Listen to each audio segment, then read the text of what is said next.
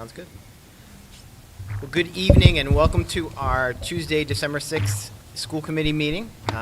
Welcome to our guests. I would remind everyone if you would like to speak tonight, we do have a sign-in sheet. If you could sign in, I'll grab that in a little bit.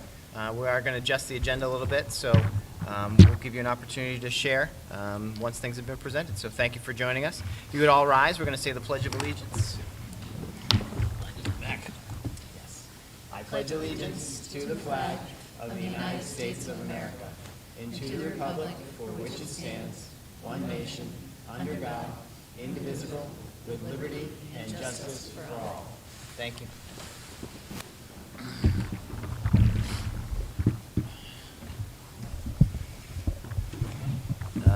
Adjustments to the agenda, yes? We're just going to move the stuff in my report around so that we can Yep. do the vocational opportunities first when we get to my report as Sounds opposed to good. last.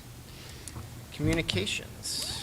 In your packet, you have a communication from the planning board at Town Hall in regards to the master plan committee, I believe. Natalie, is it in here? Yeah, I think so. Well, if it isn't in here, they are looking for a school committee representative to sit on the master planning committee. For those of you that have been here for a while, there has been several master planning committees at the town level. I think you have somebody designated as the government study liaison. I think it was Mike. Oh, it's you. Mike or David? So I don't know, that used to be the name of this committee, so I don't know if you just want to have David be the liaison or if you want. I'm happy to Yeah, do it. Okay, if you're perfect. Somebody else wanted You're it? comfortable to Yeah. do that? And if nobody wants to do it, I'm happy to do it as your representative, but they did ask. for Yeah, school no, and committee. I don't mind, or anyone else. I be don't mind the either, if anybody alternative. else, if Yeah. I could be backup. Okay, so I'll do David and Sue. Aaron, just give them my Martinetti address though. Absolutely. I used to send it to an old Yep. address. Okay, that's when I did the meetings. Absolutely. Bill's They will be schedule has excited. been approved. So with that, I'll take consideration for approval of the school committee meeting minutes of November 15th, 2022. So moved. We have a Second. motion and a second. Any further discussion? Seeing none, all those in favor? Aye. Any opposed? The ayes have it. Thank you. Now, I know obviously we've talked a little bit about the school committee vacancy, but we can do it in a sort of a more formal way here now. I think obviously we know with busy schedules and whatnot, it's important that we add that fifth member, I think, to our committee to help balance the load and have community involvement there. So, I talked with a few, but if that seems to be the consensus, we can start that process. Yeah, I think it's a great idea. Yeah, Yeah. I'm not comfortable leaving the vacation. Yeah. So, I wasn't, obviously, Yeah, you weren't part of it I last was on time. the other side of that last So time. I'll reach out to Sabrina to start the process, just so you're aware. They have to post that there's a vacancy. It has to stay posted, I think, for 14 or 15 days, at which point then you would have a joint meeting with the select board and the school committee to interview potential candidates. You would deliberate it and potentially make a decision in that meeting, or, depending upon how many candidates you're interviewing, it may take multiple meetings. Candidates go through Sabrina, not you guys. They don't come through us, no, they go through town hall. But the timeline is probably late January, early February by the time you'd be putting somebody in the seat, just logistics of calendars and Yeah, getting meetings. but that at least gets them in place Yeah. before budget season. and that's- Correct. So I will reach out to Sabrina in the morning and start that process. Perfect. Perfect. Sounds good. We'll welcome another member to join us. Yeah. With that, we head into the superintendent's report. Sure. So at the request of a member of the community, we have added an update on vocational opportunities for students to the agenda for tonight. Again, that wasn't necessarily the main focus for tonight, but it came up, so we want to address that. I know that's why many people are here, so we are moving that to the start of my report, as opposed to boring you with School Budgeting 101 and the 13 overnight travel requests that are also part of the packet. So we came to you in, let's see if it works. Is it gonna work? Yep. We came to you in June, on June 7th, and gave an update of kind of where we were, what we were looking at and exploring. So tonight, I'm just gonna reiterate some of the information that we shared in June, because I know not many people were here or had a chance to view that meeting, talking a little bit about historical enrollment, some of the previous timelines for our vocational enrollment opportunities, and then updating what we had identified as next steps at that June meeting to where we are now. And for fun, I'm going to give you some more new next steps. So just looking historically at what our vocational enrollment has been here in Pembroke, you can see it has fluctuated numbers of students enrolled over the course of the past 12 years or so. Our percentage of our student enrollment is over there on the left. So we've been hovering around 2.5% for the past several years. You can see with the number of students enrolled at each of those opportunities that there has been some fluctuation in the enrollment and admission processes in those buildings. So again, Norfolk Aggie, we've had more students successfully apply there in the past couple of years. You'll see our enrollment there this year is 17 students spanning grades 9 through 12. That's the largest number we've had there. Bristol Aggie, we did have one student enroll there a few years back. That was a family decision. The student's mother worked in that community, and so it was a good fit for them. I have received several applications for Bristol Aggie for our current class of 8th graders as well, so that's great to see another agricultural opportunity for students that isn't too far from home. I was going to say, where is that located? Bristol Plymouth. So it's a bit of a bus ride, but I think it's actually a little bit shorter than the ride to Norfolk Aggie. Silver Lake, you can see our numbers have fluctuated there from the mid-20s to the mid-30s. We currently have 34 students enrolled there now in grades 10 through 12. We do not have any freshmen enrolled at Silver Lake this current school year. Back in 2015-16, we had a conversation at the school committee level of designating Silver Lake. That's when we started the conversation of designating Silver Lake as the vocational school of preference. What that does is gives you all as a committee some financial stability when budgeting out for future year enrollment. So what we had seen is that the enrollment at South Shore Votech had fluctuated pretty wildly for a period of time there, right? So we went from 4 kids one year to 45 kids at one point. The price point at South Shore Votech is a little over $20,000, so that's a big budget unknown when we're going into the process. So designating Silver Lake as the school of preference meant that any student that was interested in applying to vocational schools had to apply to Silver Lake in addition to any other school they were looking for. So allowed to apply to South Shore Votech, any of the Aggies, any other opportunities that are out there. If they were accepted into South Shore Votech, to Silver Lake, the expectation was that they would attend Silver Lake. If they were interested in a vocation that wasn't offered at Silver Lake, I met individually with each family to talk about what the right place for their kid to be is, right? So the underlying philosophy in this entire process is we want kids to be where they have identified that they're going to be successful. We don't want kids to be in a place where they don't want to be, right? That makes learning hard, and I think, developmentally, 14, 15, 16-year-olds, it's hard to begin with. So really trying to make decisions that are in the best interest of the district, but also in the best interest of families. So you can see our numbers have fluctuated a bit between South Shore Votech and Silver Lake, but South Shore Votech stopped taking a number of our kids a couple of years ago. So this is our historical incoming 9th grade acceptances. So again, we have 4 students at Norfolk Aggie this year. You'll see South Shore Votech has not taken any of our students since the 2019-2020 school year. A function of that is their member town enrollment is up. Interest in vocational education is high. So there has been no acceptance for students from Pembroke to South Shore Votech since 2019-2020. Aaron, just real quick. So if we look at, say we had 80 in 21-22, do we know how many total applied that particular year? So the percentage of our students that applies is a little bit higher, right? So like last year, 42 students applied for vocational opportunities. That number is usually anywhere from 30 to 40, 45, depending on the size of the class. But you can see historically, we've sent usually anywhere from 16 to 20 students to vocational education. So about 50% of the students that voice an interest end up making it successfully through the admission process. So just wanting to go to a vocational school, there is admission criteria and entrance requirements that students do need to meet in order to meet the minimum requirement for enrollment in those schools. So we were at that number this year, we'd have roughly 20-ish or so would have probably gotten in, roughly. In the conversation that I had with Elliot, just because Silver Lake was our only option this year, I think he thought he saw about 16 to 18 students that in the past would have met our minimum right about criteria. there. So, and those can overlap with our Aggie kids as well. Generally, kids that apply to Norfolk Aggie apply to our vocational schools as well, just to have all their options out there. So here's a little bit about what we've done in the past few years. So back in 2012, we did have a conversation with South Shore Votech about becoming a member town. At that time, the cost to buy in was about $500K, so $500,000 in a capital investment. So because it's already an existing running school that the member towns have paid into, there's some sort of value associated with joining them. In 2012, that allocation was $500,000. There is no tuition break for students, whether you're a member or a non-member town. So the tuition, let's say, I think this year it's $18,992. It's the same. It doesn't matter if you're a member town or a not So member town. so it's the buy-in plus per pupil Absolutely. cost. Per okay. pupil cost, which includes tuition, any special education services a student receives, as well as transportation. So back in 2012, there wasn't a huge number of our students on a wait list anywhere to go to vocational school at the time. I was not the superintendent here, but the decision from the committee was not to move forward with the buy-in to South Shore VOTEC.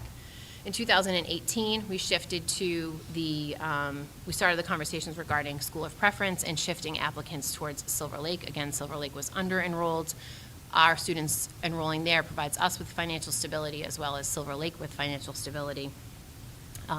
In 2021, we started talking about our students that don't fit into either of those started planning for coursework for our students that don't fit into either of those populations, a traditional high school experience or a vocational experience, and talking about is there some sort of hybrid offering we can create at Pembroke High School that has some sort of hands-on component to it if possible, but not a substitute for a Chapter 74 vocational program. So I know when I went to high school, I took home ec, I took mechanical drawing, I took an elective in woodworking and made a doorstop, and it was excellent.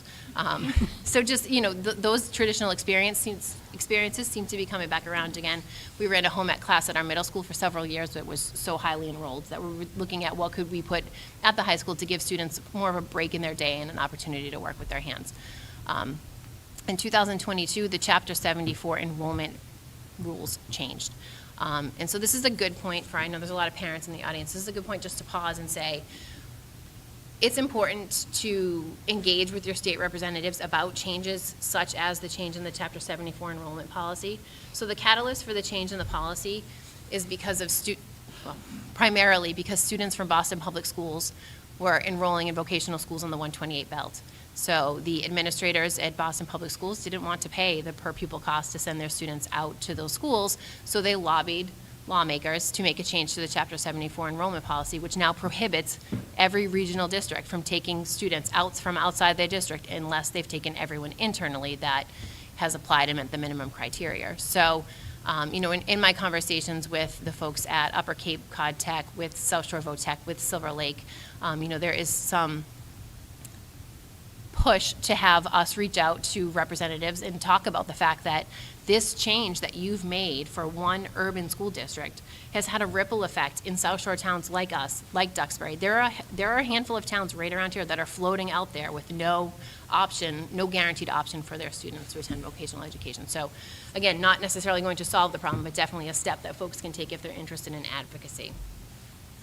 So in 2023, again, we are proposing to continue to build out those pathway programs, and you'll see as we go through the rest of the presentation, talking a little bit about what else can we do. There is not an answer right now, and I think that's the hardest part about this conversation. There is not one answer. There actually is 10 options. There's 10 ways this could go in the next 5 to 10 years, but there is no immediate answer right now.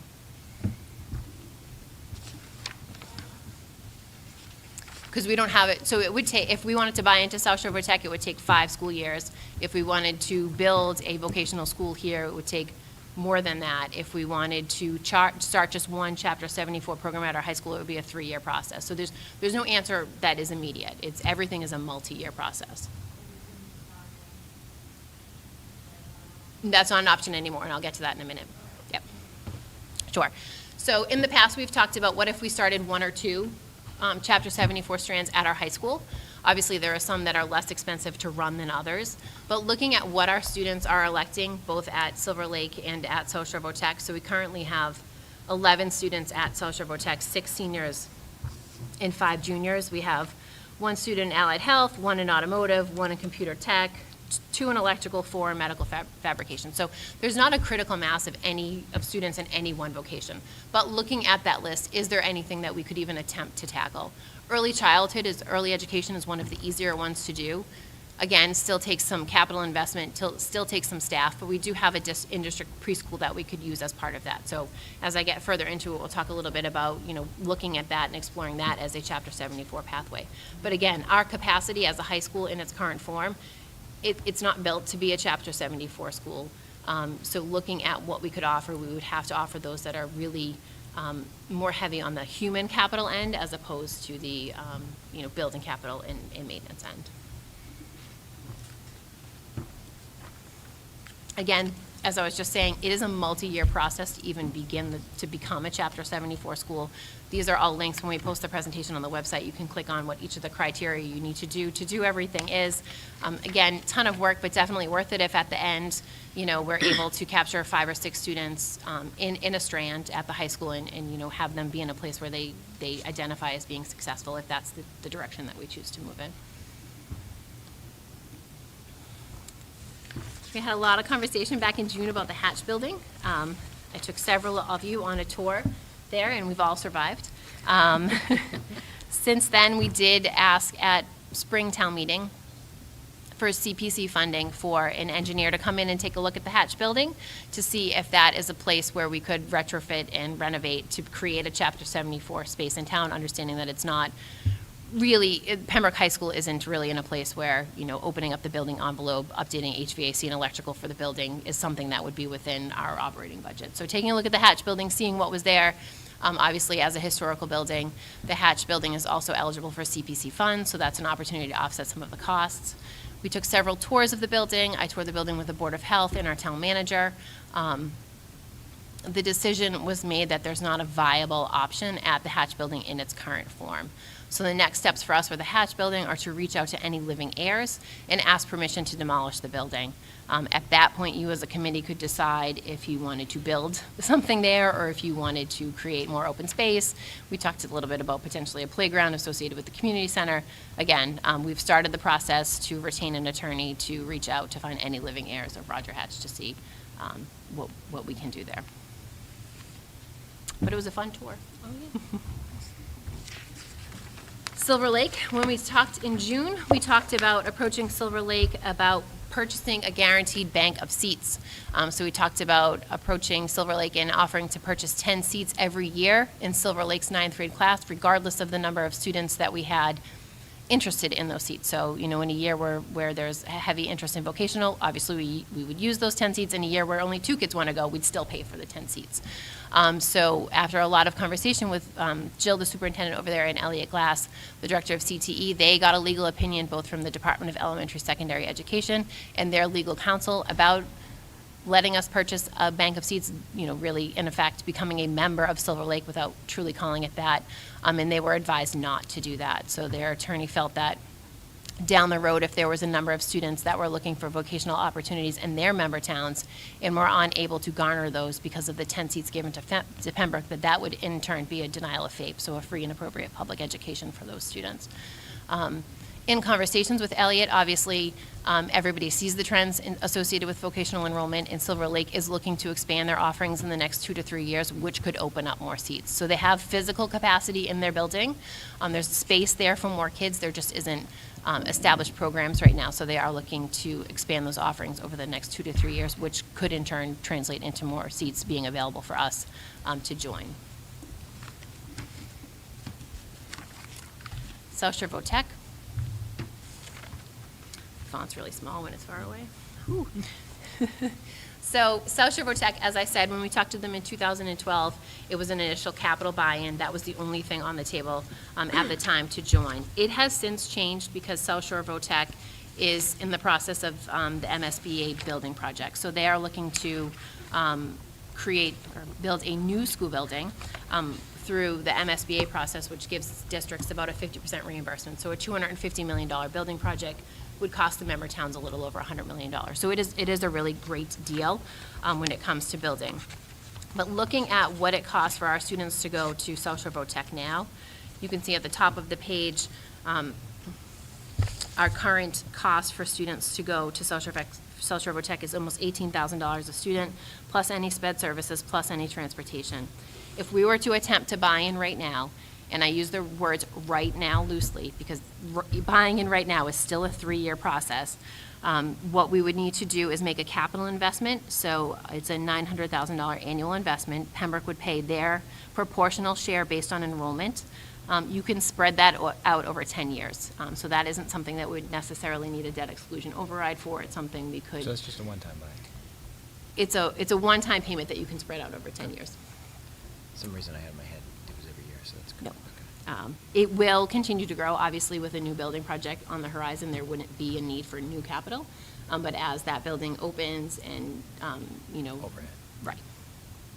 So in addition to the capital purchase, the payment, they have an existing stabilization fund, so Pembroke's share of that would be $400,000. You could again pay that over 10 years. So that would be a $40,000 a year payment to pay into their stabilization fund that's already established with their 8-member towns. The tuition, the sped increment, and the transportation. You would then need 6/8 of the member towns, so at town meeting, 6 of the 8 current member towns would have to vote in favor of us joining. The towns themselves or the committees? The towns themselves, so it's a town meeting vote. So currently, it's about $25,000 for our kids to go there with the tuition and the transportation and whatnot. The capital investment in the payments into the stabilization account would add about $4,000 per student, assuming we were able to get 20 kids. And again, the enrollment is based off your proportional share of your 8th graders. So not knowing if Marshfield will end up getting accepted at the end, not knowing kind of those pieces of it, estimating 20 students are able to go. That would increase the per student cost by about $4,000. So you're talking about $30,000 per student to send them there. And on top of that, so because they are in a building project cycle, so they're in the feasibility stage now, every member town would need to be part of the debt exclusion override for the new building. So that would require potentially a $9 to $10 million debt exclusion override for us here in Pembroke in order to pay for our portion of the building costs associated with the new building. So a debt exclusion of how much? Of 9 to, Nine so to the 10 building is still in the drawing phase, right? Okay. There's no decisions made, So $9 to $10 million for the building plus the $900,000. It's plus everything, right? So the Plus building the project adds about 400. another $10,000 on per student. So when the building opens in 2025, which would be the earliest we'd be able to send students there, even if we started the process today to join, would be September of 2025. The per pupil cost would be upwards of $41,000 per student. And so then one follow-up question, is there a cap on the number of students? Right. There absolutely is. So the current enrollment at South Shore VOTAC is capped at 650 students. To take on another member town, that means that every town that exists in there now will have fewer seats available. Part of the conversation that I had with South Shore VOTAC was just, feeling them out. See, I don't even know where it will land with Marshfield, because I do know that there is a huge interest in the 8-member towns now for vocational seats. So it's possible they may not get their 6-8 votes for that. I talked a little bit about with Tom Hickey, the superintendent at South Shore Tech, about is there even an appetite to add a 10th town at this time? His feeling Because was Marshfield would make 9. Marshfield would make 9. His feeling is that those committees wouldn't be interested in looking at that until the new building was opening, right? Because there's potential in the new building for the enrollment to go up to 850 as opposed to the current 650 students. But again, like a town like Hanover. So Hanover, their proportional share of the enrollment Yeah, well, right now is 103 seats. If we were to join, their seats would go down to 85. So that's a big number. And so if I'm understanding correctly, then for us to get into the mix of this after Marshfield does it, we'd have to get then 7 out of potentially 7 out of 9 would have to vote in favor of us joining. to basically vote to approve us to give up some of what they just fought to get. Correct. Oh, the deck is a little stacked in a Right. bad direction. But it doesn't is what I'm mean in hearing. 2025, when they're entertaining the option to include new members, that the demand for vocational seats will still be high. You saw from the slide before, it does ebb and flow over time. I don't know where we'll be in the 25-26 school year. I do think there'll still obviously be a need for our students, but I don't know if the other member towns will be looking to exceed their enrollments, right? So right now, there's, I think, a 50-person wait list in Hanover for their seats. Our students, we're talking about potentially getting 9 seats that first year. So 42 kids this year were interested in applying. Potentially 9 of them would have gotten in if we were a member district. Do we And have- potentially less, if we wait and it'll potentially be less, so, because if there's 10 towns. Right, it's a smaller share. It's a much smaller Well, share. is the share equal? So say It's 10, not. 10 out of the 650, would we each get 65 students? No, so or it's based off your current eighth grade enrollment. So of the member towns, there's only a couple of them that are larger than us in Pembroke. So Abington's at 178, Whitman and Hanson are 287, Rockland's 190, Situate's 203, Pembroke is 206 this year for eighth grade. So we would have a pretty solid proportional share of the enrollment, but it isn't, a 10th, a 10th, a 10th, a 10th. It doesn't work like that. Aaron, would it be too early to ask what the potential increase to a Pembroke taxpayer would be? Right, so I mean, I know it's a rough estimate, but. right, so just the community center project, I think the vote went back out for 1.3 million. Right. And that was $22 on the average household, so you're talking about 9 or 10 times that, so $150 to $180. And that's on with the averages. lower interest rate, the interest rates are a Right, lot higher now. and so- I don't know what the final cost of the building project will be. Again, they're still in the process of getting an owner project manager, which is the first step, so. Yeah.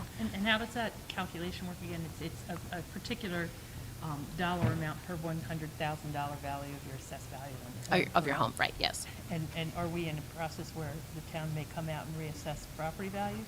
Because then it's kind of a hidden I think they additional just did tax that number. for fiscal year 2023 here in Did they? Pembroke. I think they wasn't sure just when did the last an assessment. reassessment was, Mhm. so, because it's almost like we're calculating out something and then there's going to be another hit, and I don't want to see that happen to me. Second question, kind of a follow-up to it, but do we have any data on the increase in interest in vocational schools throughout these current member districts? Did we see a pop, especially because of COVID, and the changes in the educational models that we had to use during that time? And could that be inflating numbers that might go down and stay down, which might help us long-term if we do?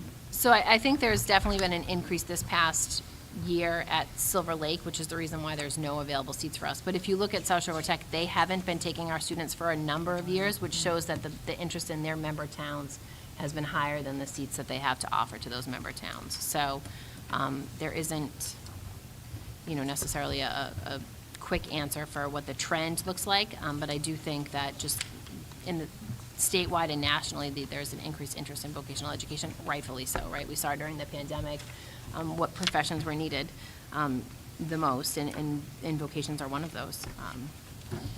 Well, in terms of this, it seems to me like if we're going to spend, $15 million at the end on another town's vocational program, it would make more sense to do it here, if we're going to spend the money. Right, so it's not I don't want you to think about it as another town's vocational program. So South Shore VoTech is in itself a regional school district. Except that So- we'd be capped at, like, the lowest number of students per year being. Well, it's based off your accepted. proportional share. So again, our enrollment is greater than Cohasset, greater than Norwell, greater than a couple of the others. So Yeah, we yeah. have more seats than they have.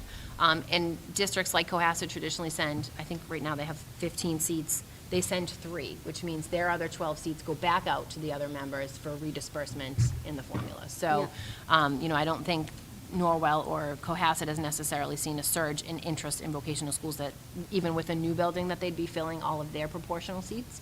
But it is in itself a region. So you're not paying for a Hanover Overhead. school, or you're not paying for an Abington school. You are a piece of that union, and it is as much yours as it belongs to another district. So you're paying into your own thing. I don't want you to think you're like building up Yeah. the property value in Hanover, because that's where the VoTech is see, located. Maybe my train of thought was going a little bit your way was, all right, tech programs or the ability to provide the services and the cost of doing that isn't necessarily really taken on by any district, shy of maybe a Plymouth that can do it, right? Because there's huge Or a cost. Weymouth, right? Or a Weymouth. There's huge Taunton. cost involved to be able to pull that off.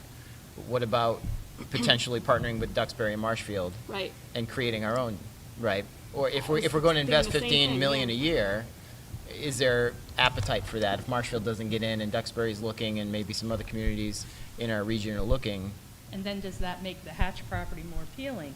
Because are we in a position where, if that happens, and we could partner with them, and we do find an error, we get permission to take the Hatch building down, and build, which is a lot less than I don't think 15 that- I don't million. think Right, that- the footprint of that foot- building is not footprint built. isn't gonna get you very It's not far. gonna No. get you where you need, because No. it's like, then we haven't, I hate to say it, but an income potential to offset Right, no, that. so I Okay, think but I don't think Marshfield the will footprint's be successful. I mean, their regional committee is meeting tonight to talk about the When same did thing. they start this? They started in May of 2022, so they started at their spring town meeting, and the vote at their town meeting was to create a regional committee to engage in a conversation with South Shore Tech about joining. So they have spent the summer meeting discussing what the financial obligations to Marshfield would be to join, talking about, the enrollment pieces. So now they are presenting to the Marshfield School Committee tonight to talk about kind of the next steps, what they forecast the costs to be, so that they can place it on their spring town meeting in 2023 to vote to be a member. Once that's approved, it needs to be placed on the other 8 town meeting agendas. Again, depending on the timing of when your town meeting is. Our vote to get in could happen after Whitman already had their town meeting, so you'd have to wait for another cycle. Let's say 6 out of 8 towns say yes, then the Commissioner of Education has 1 calendar year to approve the entry into the regional agreement, which is why even with Marshfield, it's 2025 before kids are going to be able to go there. So it's a 3-year process, and again, because they are embarking on a building process, and they have been selected for the feasibility phase since Marshfield voiced an interest in joining, They don't I have an didn't appetite. get the feeling from the superintendent there that the member towns are looking to make the formula more complex at this time, but would be interested potentially in 2025 when the new building would be opening. They would have a better idea of the capacity and the opportunity to keep folks kind of status quo as well as add a new member.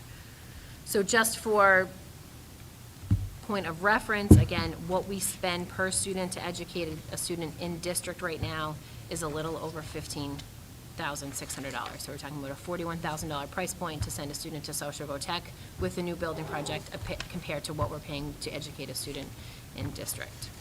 And that $15,000 and change per student is dependent on our Chapter 70 funding.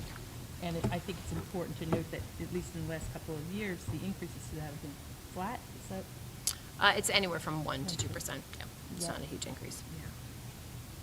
So understanding that there are not, really quick solutions to this, what we have been working through, and we've talked about at the committee level for the past 4 years, and this is the first year we've been able to start, the actual programs, is the pathway programs at the high school. Again, not in exchange for a full vocational education for students, but a pathway for students to get to some career training, some internships, some really job-specific coursework associated with some fields of interest.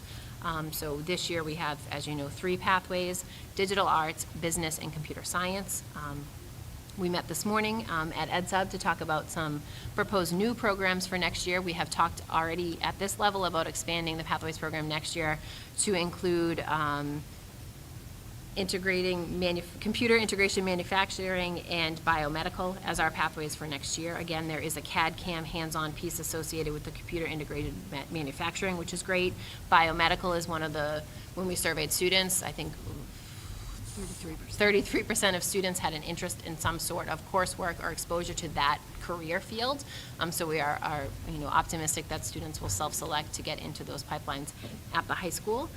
In addition to that, having started the computer science pathway this year and getting feedback from students and taking a look at the program and talking with our partners in the business sector about, what are you looking for students to be able to do when they come to you to work? Granted, a lot of our students go on to college, but some don't.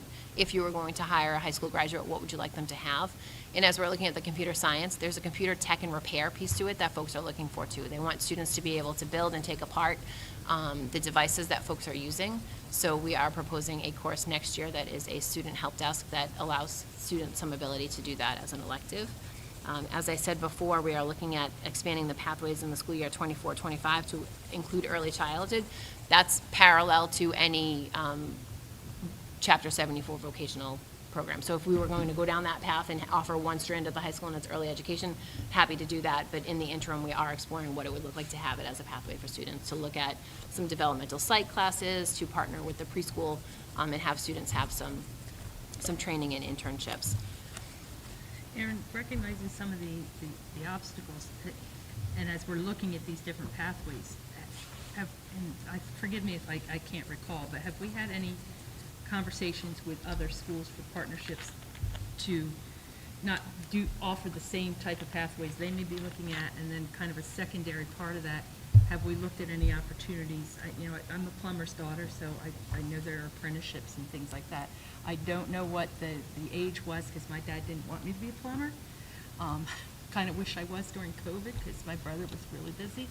But do we have that opportunity to send any of our students into an apprenticeship with electricians, plumbers, heating? Right, air so that's some of the conditioning? work that Mary Ellen Gates, our Pathways Coordinator, is doing now, right? So we understand that the Pathways program as proposed and in our program of studies definitely attracts some students, but it doesn't fit for everybody, right? So we have some students that are interested in landscape design. None of these pathways are necessarily for them, but can we make a connection in the community with a business that is willing to take on a student as an intern?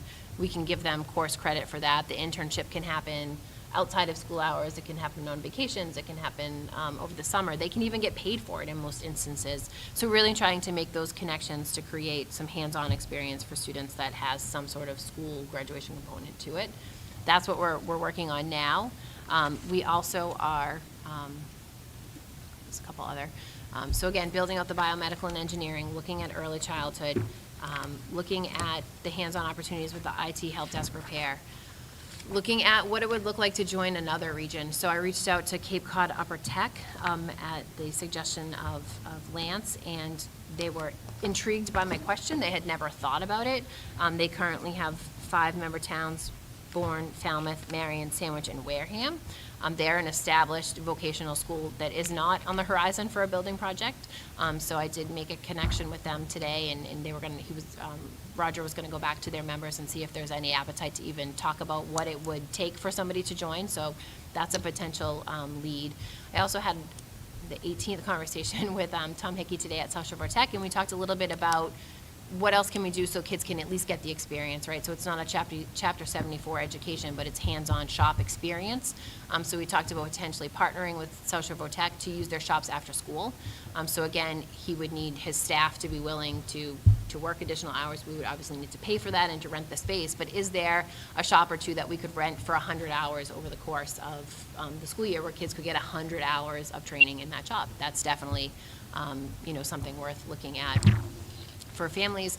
And again, as I said before, really engaging with the state reps about what the change in that policy means for districts like us, because I do think it was an unintended consequence. I don't think I think that the consensus was they were solving a large problem, but it wasn't a problem here on the South Shore. It isn't a problem on the North Shore. It's really an urban Metro West type of concern. So we are still looking. One of the other things that I think it's important to talk with families about, and I talked with Mark today just about reminding guidance counselors, is that even if your student isn't accepted into a vocational school for 9th grade, there are a number of seats available for 10th, 11th, and 12th grade. Again, something that Tom Hickey at South Shore Tech reiterated today. As students select their shops after the exploratory program, there are still openings in automotive or culinary arts for 10th graders to come into South Shore Tech as a 10th grader. So continuing to reach out and to apply. So. Committee thoughts before we have our guests ask some questions? It was very thorough, and I appreciate all the work you put into putting all this together, because it is really a lot of information. And I know this isn't the first time you've done this research. You've been working on it all year, or for years really, but all year. So thank you very much for that. Right, and I think it's I try not to, but sometimes read Pembroke Connect and Facebook for comments. For me, it's not a value conversation. I value vocational education. My husband is a product of a vocational education. We own a restaurant because he was able to go to a culinary art school in high school. Like, all of that resonates with me. It's not about value, and I think the underlying really goal for all of this work is where do our kids want to be successful, and how can we make that happen? And unfortunately, there isn't a ton within our purview right now to make that happen for kids, but I do feel like we are looking at every potential opportunity, trying to create partnerships, trying to create hands-on learning. There is not a quick and fast answer to this, so we're continuing to chip away at it. Well, it looks like a few years ago, our plan was, as we made like the school preference, and then when the policies changed, that really impacted that. Sue? Looks like you were ready to say. No, I didn't, believe it or not. I interrupted all through the thing, so thank you for putting up with No that. worries. Well, I'd be interested in some of the community input. Sure. If you want to come up, just come to the microphone so the community can hear you on television. And if you just state your name and ask away. And I will do my best to answer. Obviously, some of you will have really unique questions and unique situations that we don't necessarily have an answer for right this moment. But I will get back to you if I can't answer you thoroughly.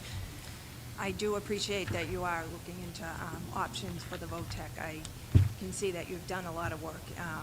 Both my older sons went to the VOTEC, so I haven't been up to date with what you've been doing. But what is the policy that was passed in 2022, if you can explain So the that? change to the enrollment policy is that vocational regional school districts must accept every student in their member town that meets the minimum requirement. So before, it was an admissions process. So let's say, it's out of 100 points, their cut score was 75. Yeah. They could take Pembroke kids that got greater than a 75. Now you have to take everybody in the member town that meets the minimum requirement. Let's say that was a 50. You got to take everybody before you can take anybody from outside. And who passed this bill? How did this?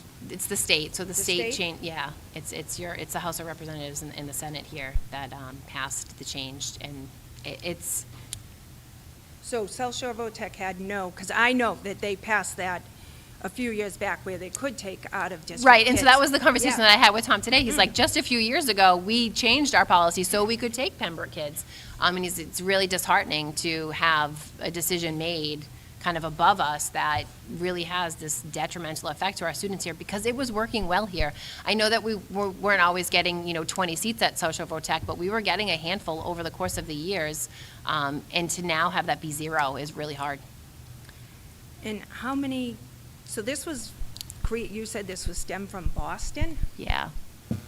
So But when you send a Boston has student to, when you send a vocational student to a schools. vocational school district, they send you a bill, right? And so the cost for vocational education is higher than the cost for an in-district education. And so students in Boston were seeking out vocational opportunities outside of the Boston Public Schools district. So Boston is writing a check to, I think Blue Hills is in Canton, to Canton Public Schools for Blue Hills Regional. So, I think it was an attempt to curtail that, but there was an easier solution. That region could have just said, we're passing in our regional agreement to say, we're not taking non-member students, end of story. It didn't need to apply to everybody in the state.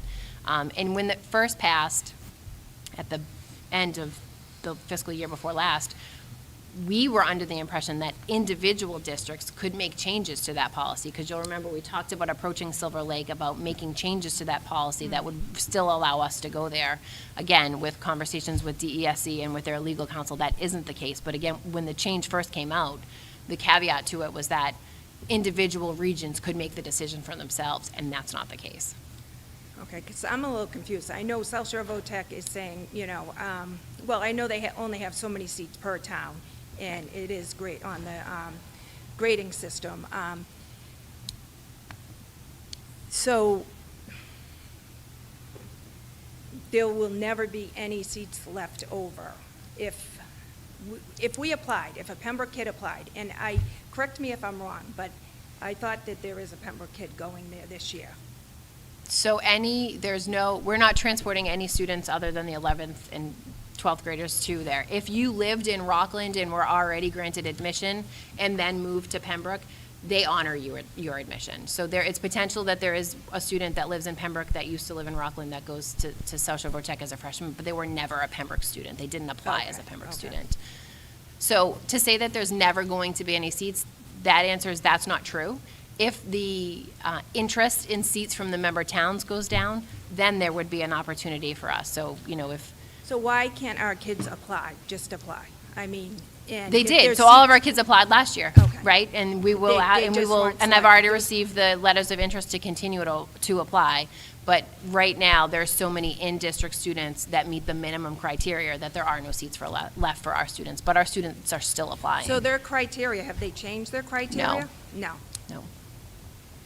They're just now, you have to just only meet the minimum, where before you had to, excel in the interview and have a perfect attendance record and Well, whatever. I mean, honestly, South Shore VOTEC, I've spoken with them. They are saying still that they're going by their old policy. They're saying the grading system, you have to excel. You have to get so many points with the interview. You have to, So I'm just confused. I mean, why? I don't know what their minimum Yeah. criteria is. Their regional agreement would outline that. But before, they were taking, there was many students between the first Pembroke student and the minimum requirement. So they were taking our students before they Oh, were yeah, taking. I know. I Right, mean, and I know the Pembroke kids change were in getting chapter in before 74 says Hanover they kids can't do 'cause that they anymore. scored higher, yeah. Right. But, I mean, I know Hanover kids right now that have pretty high scores, and they're saying that they may not get in. Right. So, there could potentially be seats left over, like you said, Cohasset, I know Norwell doesn't fill all their seats, so Right, but our those kids can those seats still get apply. redistributed. So if Cohasset has 13 seats and they fill 3, those 10 seats get redistributed to the member towns. Because every, Abington, Hanover, Whitman, Hanson, Rockland, all have a wait list for their seats, right? So they used all 80 of the seats that they get, and they still have 15 students on their wait list. So those extra seats would go to those students first. If for some reason there isn't a wait list and there's still seats available, they would absolutely take our students, but they have to take every in-district minimum requirement student before they can take one of ours. And just not even, I know it's really, really expensive to buy into Social Tech, but I mean, put money aside, what school would you want to be part of, Silver Lake or South Shore Tech? I can't answer that. Why? I They're mean, can different, the right? So other- the vocations that are offered they're not all the same. I do think when we first had this conversation about designating a school of preference and the school committee moved towards Silver Lake instead of Social Vortec, we heard from families about the state of the shops over there, the technology over there versus South Shore Vortec. Silver Lake is upgrading their shops. They are looking to expand their opportunities. To me, it's not one or the other. I just want kids to have a choice. I just want them to be able to go somewhere. Is Pembroke High School better than Hanover High School? It's one of those things. It's just the opportunity to have an opportunity. I don't care where the seat is. I want you to have an opportunity for a seat. And I do, several people have said, aren't our kids worth it? And I don't think there's anybody sitting at this table that doesn't believe your kids are worth it. The question is, would a debt exclusion override pass for $10 million for 10 seats at South Shore Tech? And I don't know if it would. That's for the committee to decide if South Shore Tech is interested in engaging with additional member towns, and that's the route we want to go down. Then the committee decides if that's a campaign that they want to embark on. That's. So when we broke away from Silver Lake, I mean, we had that vocational option. We should have been thinking about it way back then. I mean, it wasn't going to go away. Yes, maybe the enrollment for it. So just to be clear, if you're going to talk, you just have to come up to the mic so the people at home can hear you. It doesn't project in the room, which is a misnomer, If you but guys could do me a huge favor, I know we're getting a good line, so if you would sign the paper, and we'll go in order of signature that way. this is Mrs. Webster. I know Yes, her. yes. We're good. Scotty's on my basketball Yeah. team, or was on my basketball team. So no, there was no agreement with Silver Lake, from my understanding, as part of the lovingly referred to as divorce on vocational opportunities for students. We broke away from a regional school district and became our own comprehensive high school. Well, right, and Tommy, to your point, I think the reality is none of us were at the Are we- table 17 years ago. Are we 100% sure there was nothing in writing about Pembroke kids going to Silver Lake after the split? Well, there wasn't any agreement. In fact, there are some people who believe that we expressed great interest. Sir, could you just come up to the mic so everybody can hear you? Yeah, Yeah, absolutely. I'm not aware of agreement. It sounds as Yeah, though no, you were part of it they and there wouldn't wasn't sign an one. agreement. We wanted an agreement. It was all part of the negotiation. They were using that as a wedge so that we wouldn't leave. Right. And so it was sort of a punishment. After a long time, when they needed to make better use of their facilities, they invited us back. But in the beginning, they didn't want Right, it. and so I went to the school committee in Silver Lake in 2017 when we were designating them a school of preference because they needed to do something as well on their end for it to work. And it was a heated conversation. There are several members of that school committee that were part of the school committee when we split apart. And there were some old harbored feelings around Pembroke kids taking seats that Kingston, Plimpton, or Halifax students deserved. And so that was where the conversation around us sending students creates financial stability for them and there was capacity within their enrollment to take our kids. We weren't taking the seats away from anybody else. There was openings in their exploratory program for our kids to attend. So there's no written agreement for I students. apologize. Did you say that they invited us back? No. When she went back. Through this process. Through the Oh, process I of just- designating them as a school's preference. My other yeah. question is, you said money-wise, $10 million, 10 spots. What is the exact number? Is it $10 There million? is no exact number because the building project at South Shore Tech hasn't even started yet. They're in their feasibility phase, which means they don't even have a rendering, a drawing, they have nothing. So they're estimating the building project to be $250 million with $150 million reimbursement from MSBA, so $100 million spread amongst the member towns based on a proportion of enrollment. And Marshfield has opted in to do? So, no, Marshfield, the vote that Marshfield took in May of 2022 was to engage with South Shore Tech about being a part of their regional committee. So they are in conversations about the region, about joining, what it looks like financially, what it looks like for these 3 years prior to the building project taking effect, what it would look like after that, when debt would be assessed to Marshfield associated with the building project. And that's That what- has happened all summer. And now they're sharing their findings with their school committee and their select board in deciding whether or not to move forward and put an article on their spring town meeting in regards to joining South Shore Tech as a member of the region. Once that happens, then 6 of the 8 current member towns would also have a warrant on their town meeting, an article on their town meeting warrant to accept Marshfield into their region. And then that's when they would be, so the first class of students that they would be able to send is in September of 2024, if the commissioner signs the paper quickly. He has a calendar year to sign it. If he waits till December 31st to sign it, then it would be September of 2025. And are we at that process? Are you No. doing? You're No. not? You haven't, none of The- like, we- exploratory we as- committee? We as a committee this committee has not moved in the direction to So join. you guys have done nothing to like look forward into that, right? Is that what I'm understanding? That's incorrect. So I think your take on you've done nothing, the past No, I 50 apologize. minutes, the Harsh past 50 words minutes just would got say off we've the done a wall. lot more She than came in nothing. a little late. There was just I a just presentation. came from work. There was just a Yep, no worries. presentation that showed what I we've been up to. apologize. So the conversations that we've had with South Shore Tech is that there's not necessarily an appetite right now, because when Marshfield opted in, the MSBA had not invited South Shore Tech into the feasibility study yet. Now that they are in the pipeline for the project, the appetite to add new members would not be until after the building project is complete. So it doesn't mean you all can't vote and put on the town meeting warrant to start the conversation. I'm telling you, the likelihood of that conversation landing anywhere before the building is done is slim to none based off of the feel from those members. Hi, Maureen Jacy. Just want, again, the pickle that you guys are in, and I appreciate all the creative options that you're trying to Band-Aid, if you will, in this situation. I just want to ask, is there a person on the committee that is designated as a liaison with Senator Moran and Representative Cutler currently? And who would that be, please? Me, David Boyle. Thank you.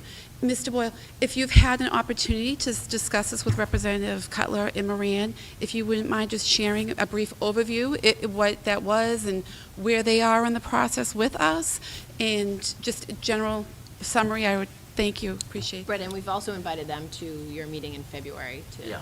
Usually what we do is we ask them to come in February to discuss multiple topics, Chapter 70, funding, everything from there. Have I had this specific conversation? No, I have not. Is it a conversation we can have? Certainly. Do you know if they're aware of the high interest in this local region of this issue that's happening as a result of that legislation they passed? I think you'd have to ask them. Okay. I can't speak on their behalf, but we brought up everything with them to, mandatory, what's the word I'm looking for? Unfunded mandates, we're constantly talking to them. I always joke whenever Josh and I run into each other around town, it's always some kind of a conversation. It's, hi, how are the kids? And then you get into something. The VOTEC's never been brought up as far Right, but as... so Senator Moran, as well as a representative from Josh Cutler's office, was at the presentation that our Pathways Coordinator made to the Chamber of Commerce last week, so. Cole, is it Cole? Was it Cole? No, I don't think it was Cole. I don't think so. Cole usually comes. Yeah. Cole. So And they were Kathy there. I Lanache think they was were there, too. interested in the conversation because though the purpose of that presentation was to create some relationships in the community with business partners, the conversation did have a vocational side to it, and they were able to hear some of that. So I do think they are aware that it's on their radar, but, it's obviously a topic that, David, if you feel you want to reach out ahead of February and chat with them about it, great. It's also something that I'll include as we tell them what to prep for February. I think also we actually, now with the redistricting, we have to throw Representative Lenatra into was that. Yep. She was Yeah, there. she's never been here before, She so was there she last picked week, up the too. Bryantville section of Pembroke with the new alignment. Good to know, good to know, okay. Yeah, so I said, she's someone else we can reach out to. What is that name, I'm sorry? It's Kathy Lenatra, I believe. That's I right. don't ask me how to spell Lenatra. That's right. Great. Thank you for your time. Thanks. Hi, it's Mike Quinn, and I've noticed in my time living in Massachusetts my whole life, a lot of times what the state does is they make these laws to fix one problem, and then they create 10 other problems. And then what they do is they go back a few years later and fix that. So I guess what I want to say is, they've created this problem essentially. This law basically created this problem where now Pembroke kids aren't able to get into VOTEC schools. So I guess what I want to say is, what can we all do, an actionable item or something that we can all do to get the state to reverse this law or just amend it? Because they eventually will when there's enough, when there's enough demand, they'll eventually fix it, but that could be 4 or 5 years down the road. I think we need to get it, done as quick as possible. So, is that a Right, matter I of mean, just getting in touch with Cutler echoing or what Aaron Moran, said or- earlier, and you just heard our representatives, right? Yeah, Our job this as is- citizens is to reach out them and let them know it's an important issue for us. From a committee level and from a district level, obviously, we're going to be doing the same. So the more voices that can be heard, Yeah. I think the better the message gets. So right? we should just keep barraging them. So it would be Moran, Cutler, and Lenatra. But I think the other thing you need to understand is where we're so spread out, and someone like Josh Cutler will represent Duxbury, Hanson, Pembroke, whatever. The city of Boston probably has a half a dozen reps, Yeah. 3 senators. I don't know the exact layout of Roslindale, Hyde Park, and all those type of things. So we're up against kind of tough competition. We're on the outside looking in. Right. And we're asking for something, and a group of them kind of get together, and, if you look at Boston, Springfield, Lowell, Lynn, Worcester, there's a concentration of people there all with the Yeah. same cause. We basically got, Pembroke's is an Hanson gonna have our afterthought, really. back? Is Duxbury gonna wanna get Yeah. involved? Does Josh sit there and say, I don't know, there's nothing I can do? I don't know, I don't wanna speak for him. Right, yeah. But And I would suggest you partner. Pembroke doesn't work in a silo, and on any different issue. I mean, years ago, when the gas tax was a hot ticket item across the state, Mhm. communities partnered with one another, and then, a community that has one rep suddenly has 50 reps. Well, Yeah. especially where ours shares the district with Duxbury, right? And they're Yeah. also going Mhm. through this situation. Obviously, Josh is going to want to have a voice that's pretty strong for several of his communities that he's supporting, so. Yeah, absolutely. Yeah, And so it's there's really a matter of skin in all the of us game for- banding together with all the other towns and trying to have one big voice heard, I guess, to amend this and fix the issue that they created. That's the faster potential way of getting Yeah. our kids into a school opportunity, right? Because there's a vested interest by the communities that are already a part of that set, what is it, 5 out of 7 or 7 out of 9 potentially. There's a vested interest for them too, to have this weight Yeah. lifted. And So- do we know what other communities are having the same issue? Is Duxbury one of them, or? So is yeah, it- Duxbury is the same as us. They're not a member of any regional agreement for vocational. Again, the interest amongst Duxbury eighth graders to go to a vocational school is proportionally less than ours. So I think they had 4 students at South Shore VOTEC before, as opposed to the years where we've had 18 or 20. So I don't know that the community outcry is the same level there as it is here. I'm happy to reach out to Danielle Klingham and the superintendent there and see, if together she and I can, engage with Commissioner Riley around it. So pressure from your state senators, pressure from the DESE about, the adverse effect that this is having on students is absolutely, there's pieces that I can do from my side that I'm happy to do. But there aren't a ton of towns in the place where we're at, but there are a couple. And there are probably some that are having trouble getting all of their kids in. I'd imagine there's going to be some towns that say if they have 10 kids that want to get in, they can only get 7 in or something like Right. that, I'd imagine, right? Right. Well, on a quick count, I just counted about 20 people. I would bet if Senator Moran, Representative Cutler, Representative Lafter got 20 phone calls tomorrow from concerned citizens, I think it's going to send a bit of a message. That's a good You know, point. they're going to talk to us, politics, Yep. They hear it from citizens, from people who have skin in the game, kids that want to go. They have to respond. You can't say that one guy called me, who cares? Right. There's roughly 20. I can't see everybody out there, a few probably hiding. But you got 20 voices out there, Yeah, And we're especially if happy to help. everyone barrages them at once, as opposed to 20 people calling over, 50 days. If everyone calls in 1, 2 days, then it makes more of an impact, I'd imagine. I would think so.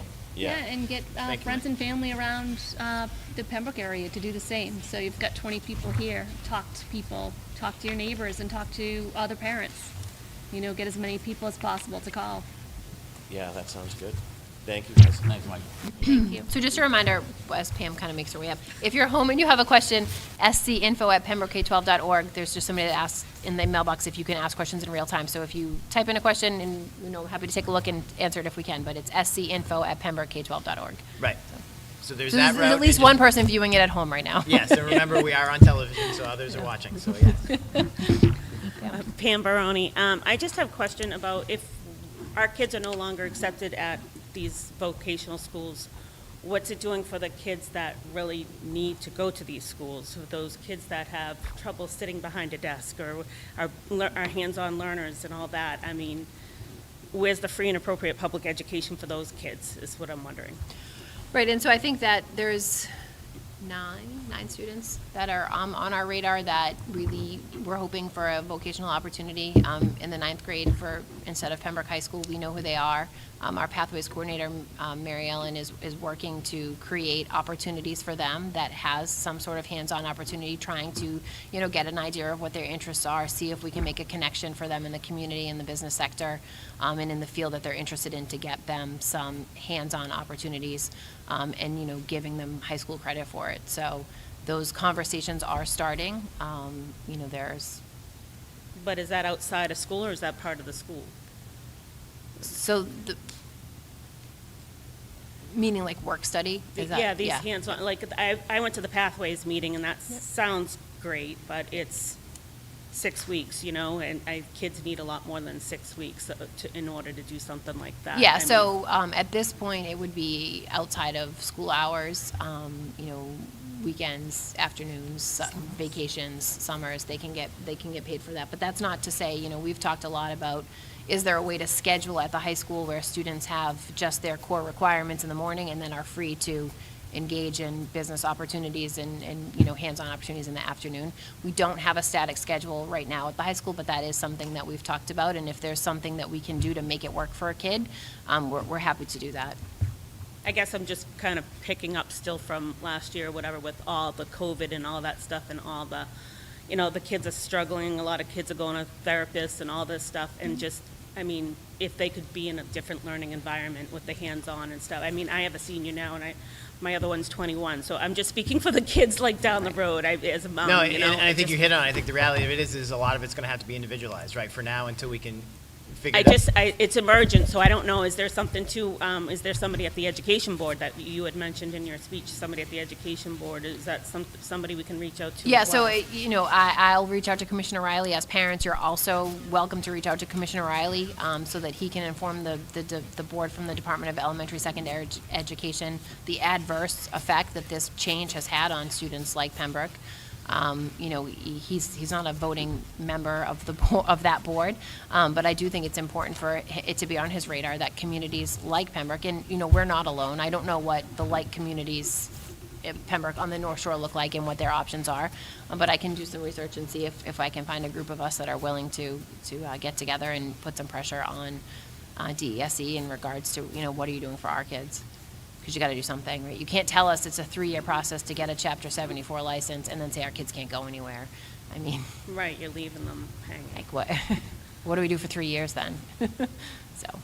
And just the other thought is, while you're hashing over all these numbers and how much it costs and all that, also think about how much it might save in some kind of IEP services when the kid's actually happier, doing hands-on and needs less supports. Just wanted you to think about that. Well, yeah, Thank and you. to your point, I don't think from our standpoint, the money's not an issue, because we're going to present, if the need is, we'll present it to the community. It's going to be a. No, that's yeah, right. I just yeah. mean, think about the plus size Absolutely. as well. Absolutely. Thank you. Absolutely. Thank you, Pam. Hi, guys. So most of my questions did get answered, so thank you so much. Can you just state your name? So Oh, sorry, Melissa Hooley. Thank you, Melissa. I just had one question, because I think I might have missed it. David, I just didn't hear when you said you are going to reach out to the state reps on behalf of the... I'll call them tomorrow. Thank you so much. Yeah, Just no, wanted- you said usually we bring them in around February. Yeah. It depends on their schedule. We have 2 meetings a month, first and third. Right.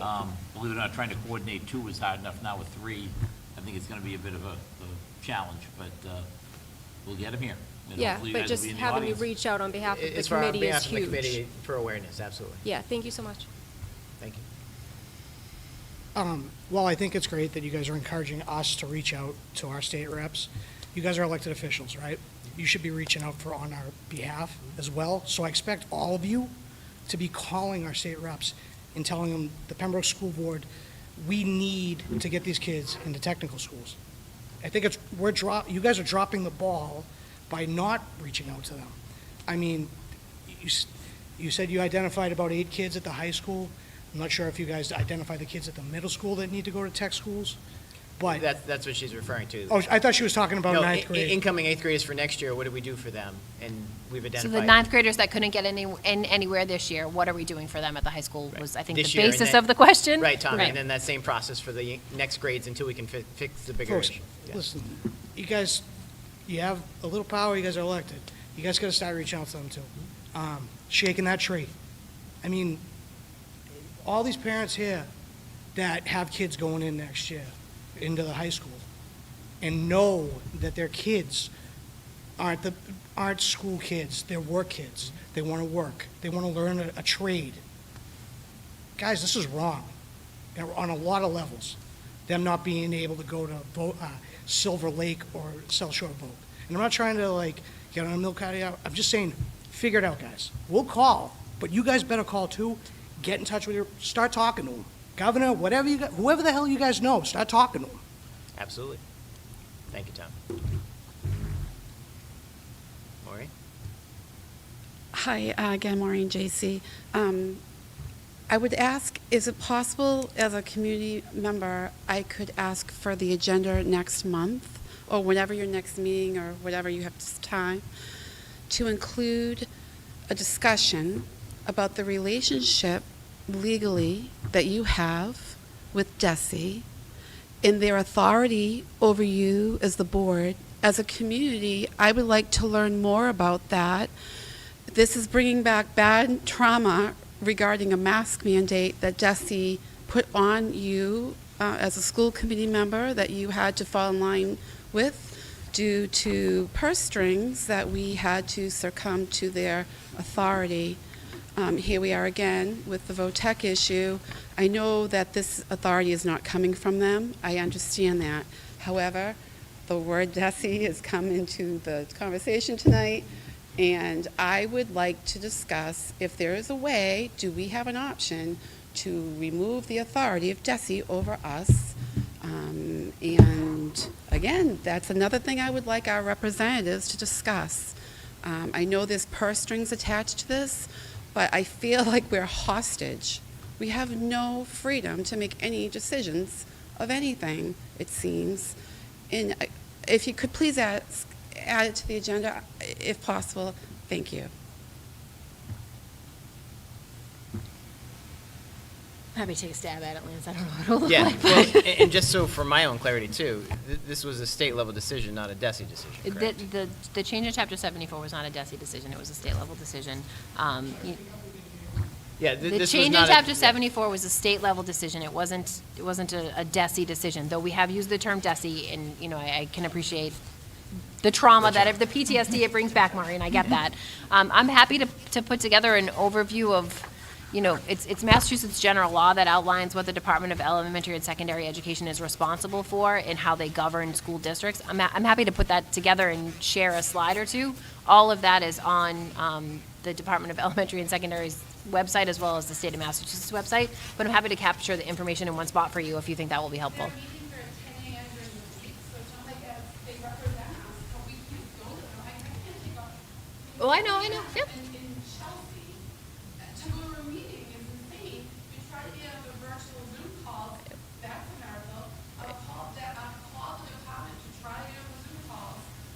Trying to get somebody, trying to get Jeff O'Reilly to speak to him, good luck. You must have a direct private line, because he does not talk to people who he represents, at least not me. So if you have any suggestions in our meeting on this agenda, on how we can get them to speak us, there's 12 people that sit on that board, they all live in Newton. I don't know if they even know what Pembroke is. Thank you.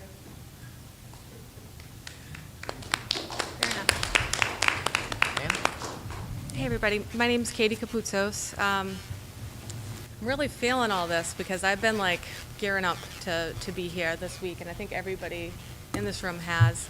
And you guys have done a wonderful job. The presentation was excellent, and I'm not the type of person that can sit here and talk about the past and the problems, and we need to figure it out. What's the solution to it? And I can't wait. I don't even know how many meetings you guys have. Is it once a month, every other month? It's the first and third Tuesday of the month generally. Oh. So that's 2 pretty- meetings a month. That's pretty often, actually. Okay. During COVID, it was every day. We met every day. So one thing I thought of was like, could us parents get together for maybe some type of subcommittee of the subcommittee, or like, do you have any suggestions on that? Because sometimes when you're having school meetings, you have many different topics to discuss, and the vocational topic could take up the whole meeting. So is like a subcommittee Yeah, so we- option where we can focus just Sure, mainly on that? We've had a series of roundtable conversations started this year. Obviously, the first one was about social emotional learning. We talked about achievement. I'm happy to post an opportunity for families to come together and talk about vocational education, and maybe you all want to send a representative to hear the conversation at that meeting. That might be a better way That's to a kind great of idea. engage in more back and forth, where you don't have to stand at a microphone and tell me your name and your address and whatnot. So really just, candid conversation about, where are you feeling let down? What are some ideas you might have? A lot of you in the audience work in trades, have opportunities. We want to make connections with you because you have potential placements for our kids, right? So, when we met with the Chamber of Commerce last week, there were parents there, but they're parents that own a landscaping business, or parents that own, Andrew Sullivan from Protect-A-Wire. Like, that's not a vocation that we have. That's not a pathway for us, but he'd be happy to take a kid and teach them the business there. So, making those connections, and I think that happens in a smaller setting than this. I don't think this is really how that happens. So I'm happy to put together some time and some opportunities for folks to come together and talk about this and kind of harness our energy, right? Because I think everybody in this room is passionate about it, and that's great. As parents, all of us are passionate too, and when it comes to our kids, we'd be doing the exact same thing if we felt like that's what they needed. And, we want to make sure that you all have an opportunity to share your ideas and share your issues, right? And you can be mad. It's okay to be mad. I get it. I'm mad too. But what do we do with that? How do we fix this? Well, what did Marshfield do 6 months ago, and how do we catch up with Marshfield? Because Pembroke abuts Hanover, and also, we were already we didn't buy in, but, I mean, I'm almost 40 years old, and friends of mine from Pembroke always went to the VOTEC. Right. I almost went to the VOTEC. Pembroke's been a part of the VOTEC for years. That's great that Marshfield's about to buy in, but what did they do that we can't catch up in 6 months? Right, and so That the we difference were a part in- of for 40 years. And the difference is, I so don't we've mean to be been a angry part at of. you. I'm Sil- frustrated. Yeah, I'm no, not we've- angry at you. We've been a part of Silver Lake. South Shore VOTEC is a separate entity. Our students have always flowed back and forth from Silver Lake since we've split from them. South Shore VOTEC, the difference of what happened with Marshfield 6 months ago and why it's a multi-year process now for us is because they're in the pipeline for a building project. That's all it is, right? So we could do the same thing in May that Marshfield did last May, and it would still be 2025 before they'd be talking with us about joining, because they're in a building project. They need to stabilize their enrollment and their debt and all of their member town numbers in order to put their project together. So they're not looking to take on new people right now. Okay, so that was one of the 10 options that you mentioned. So Yep. can we get a list of the 10 options? So this presentation will be posted to the website under the school Okay. committee tab. Great, and what about the financials? It really wasn't broken down as far as taxpayers go? Because So as much there's no number right now. I don't have any idea what the building project in South Shore VOTEC is going to cost at the end of the day. I have no idea what our proportional share of enrollment would be for eighth graders. There's no number, there's no exact number to put on it. So what you heard us say was the estimate is $9 to $10 million per member. Our proportional share of enrollment is about 12 to 14% on this year's current eighth grade. The repercussions on the average household are based off of when they went out for the community center and borrowed for that. There's no number to put on this right now. If we were going to embark on a debt exclusion override, that would still be 2 to 3 years from now, because we would need to vote in May to approach South Shore VOTEC about becoming a part of their regional agreement, spend 6 to 8 months with the financial piece of it, and then you'd be going out for an override the following year to households with the accurate information on the costs associated with the building project, the capital, the stabilization, and the tuition costs. There's no number to say what it is. But you did say that Mr. Hickey over at VOTEC said that 10th grade Pembroke kids have the opportunity to go Absolutely. there. There are seats available in their shops. So if you have a ninth grader at Pembroke High School that was hoping to get into Silver Lake or to South Shore VOTEC and didn't get in, they should apply as a 10th grader. There are spaces for culinary, automotive, a couple of the other shops. Right, metal fabrication, which is one of their, most highly sought after vocations, doesn't have any spaces, but there are still spaces in spots at South Shore VOTEC for upperclassmen. But they'll need to pick their shop. They will not get the exploratory experience. Correct, they'd just be placed in a spot in an open shop. So, you would apply to South Shore VOTEC, they would let you know which spots were available, and you would pick from those that are available. So at 15 years old, they don't get the option of exploring 4 different shops, plumbing, electric, or as a woman, cosmetology, nursing, maybe plumbing. Right, so they and don't even electric. have those at South Shore VOTEC. They don't have plumbing, they don't have cosmetology. They have Those aren't- cosmetology. 2 of my friends are the instructors over there, Miss Darling and Miss Profit. I'm also a cosmetologist. I also own an advanced cosmetology Oh, sorry, school they have cosmetology. here I was in thinking about Silver Pembroke. Lake. And my whole family is of trades, and I'm totally passionate about this. I can tell this whole group is, and I'm not happy about 10th grade. I mean, they're not going to even be able to get that experience. And I moved to Pembroke in 2010. One of the reasons we broke away from Silver Lake, we finally had our own high school, but also we had the option of VOTEC. I know we also have the option of the Aggie, which is great. My brother went there. He still does the trade that he learned there that day, from when he graduated. But I just, we pay a lot of money here in Pembroke, and to not have an option, and to not already be talking to Marshfield or Duxbury or, neighboring towns, maybe we need to look at, what did Plymouth do? Plymouth is on its own, in their own vocational. Weymouth is on its own. There's just so much I like. Right, and just for transparency, the demographics of a Plymouth, a Taunton, a Weymouth are very different than Pembroke. The financial base there is very different than Pembroke. A comprehensive high True. school with a vocational complement to it is much large. It's in larger communities than Pembroke. There isn't, there's an economy of scale there. There's definitely, more funding available in larger towns than in a town like Pembroke for that, but. But to your point, I think we're going to exhaust from a committee standpoint every avenue we can, because we know the importance of it, right? My son's an 8th grader. I know several of his friends where they should be next year, right? Right. 'Cause that's their passion, that's where their strength is. And I don't know if we're going to be able to get to that point to give them that right away, but what resources in the meantime can we do to support them till we can keep working on the bigger picture and hopefully meet them individually in the meantime? So obviously, we're going to try to address both of those. How do we support our individual students while we're continuing to have that larger conversation to fix the bigger problem, right? Okay. Thank you for your time. Just one more question. So, my son has dyslexia, it's pretty bad. I guess my question is this: so, if he gets accepted at Landmark, is Pembroke going to support him and allow him to go there? So a couple of things. First of all, it's not our place to talk about individual students in this setting. If you I have a question apologize, I didn't specific want to, about but your I- student, my question happy is- to talk to you offline. Landmark is a private school. So that would be the same as me saying I want to send my son to BC High and Hanover should pay for it. That's a different conversation. It's not a public school. It's not a public education. Okay.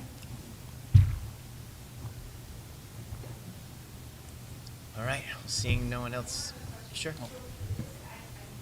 Can you just go up? Kelly, you got to go to the mic. Kelly, can you just go to the mic for us? I know. I don't understand, why can they apply in 10th grade? Because not all of the seats, not all of the shops are enrolled. So if they have 25 seats in automotive and only 13 kids from the 9th grade exploratory select automotive, then there's 12 seats in automotive. So why are those seats not all full if they're at their capacity? and So they some can't kids take- go back to their district, right? So some kids do a 9th Yeah, grade that's exploratory. true. That is true, So there yeah. are some spots available for 10th grade and on at South Shore Votech. Some kids do go back. We have had kids come back, so. Yeah. So, I mean, I don't have a child that's even interested in going. I just know that this is a high need. It's a big thing, And yeah. it's just an interest of mine. So, no, I do know kids that have got accepted in 10th grade, not from Pembroke, but from Halifax, and they've been successful. They didn't get the shop that they wanted, but they still get the experience. So I would encourage, if your kids don't get in 9th grade, apply in 10th. Right. Yeah. I would also take a guess, and I'm not sure if this is kind of the right thing to say.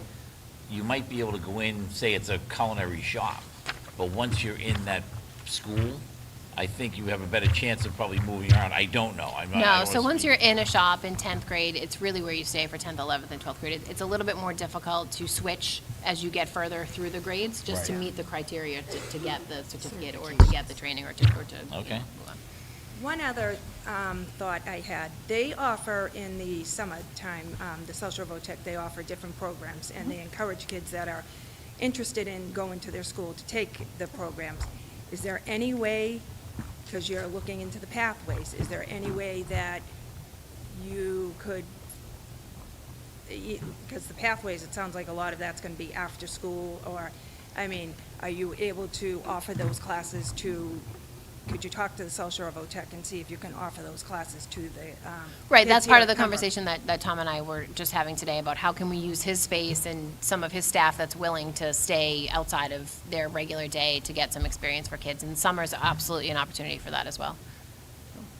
And would that be something that you, the town obviously would pay for the kid? It Right. wouldn't be at a cost of? Right, no. Yeah, okay. Right.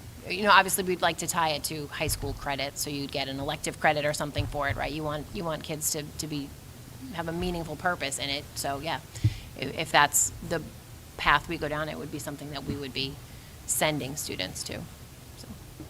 And that's something that I don't think Silver Lake offers. I know several people that have taken classes over there, and I've heard nothing but great things about it. Right, and I mean, So- it's rare that you find a 13-year-old that knows what they want to be when they grow up solid, right? There are some, but I do think, you know, even if you were able to have some opportunity over the summer going into 9th grade, even if you're not going to South Shore Votech, but some opportunity to explore, it gives you a better idea of what you're interested in. Oh, You know, absolutely. some of the computer tech pieces that they have as part of that vocation there are pieces of that in our high school with some of the computer science, some of the robotics, some of the tech repair. There are pieces of it there. So it might help you inform you what electives to take at Pembroke High School that could meet some of your interests. So I do think that there's a value to that exposure, even if you're not going there in 9th grade. So I hear you.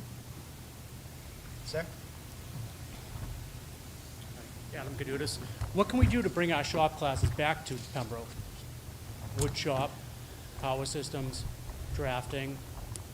I graduated there, and I took all those classes. Sure. So there is a space at Pembroke High School that was a wood shop in years past. There is no air circulation or ventilation in that classroom. I don't even know if it's a classroom. In that space, there's no circulation or airflow in there. There's no HVAC, there's no heat, there's no air conditioning, and there's no filtration of air. You know, we talked about that because the wood shop at Pembroke High School does come up a lot because many people remember going there and there being a wood shop.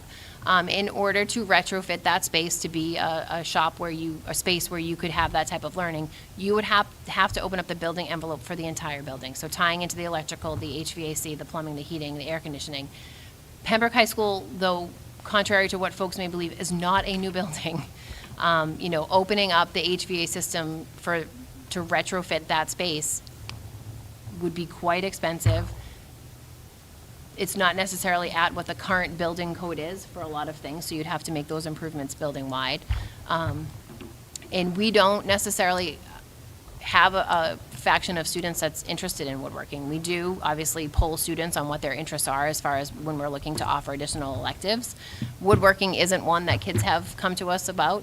Home ec has come up a couple of times. You know, we did offer it at the middle school, and we looked to see if there's a space that we could offer it as an elective at the high school. But we do have those conversations with kids as we're going through the process. But that particular space at Pembroke High School isn't up to the building code at all. Well, to your point, and I think as we weigh the finances of what options to go, I think we would put that on the table to say, all right, as an option, what would it cost us, so that Yep.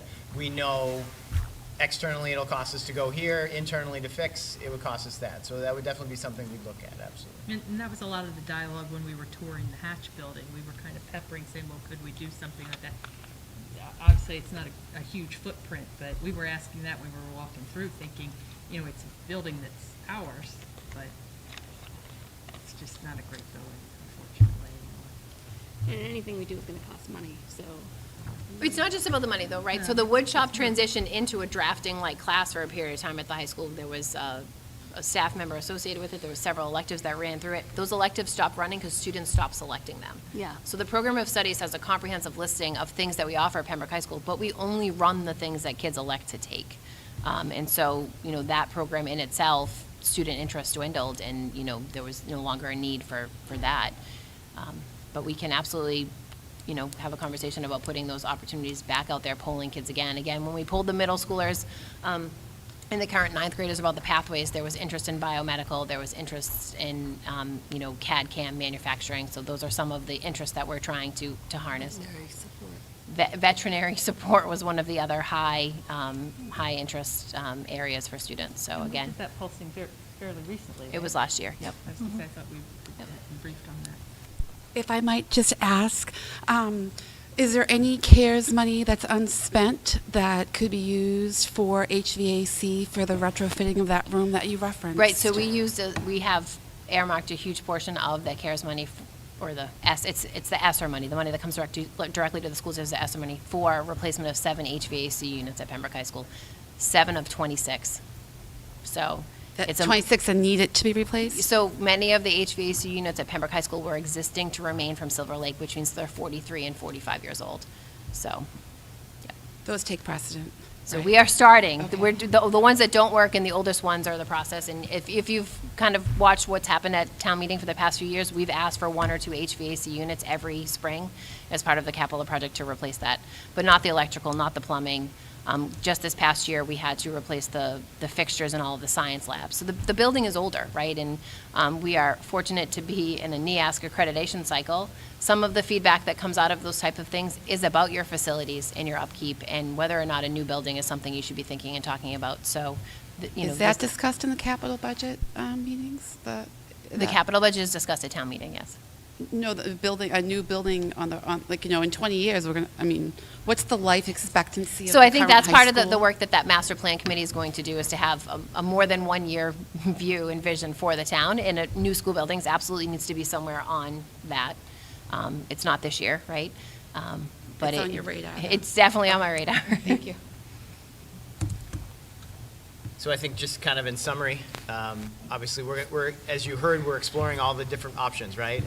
And I think I can't iterate enough the value we have in this, so I hope you guys understand that.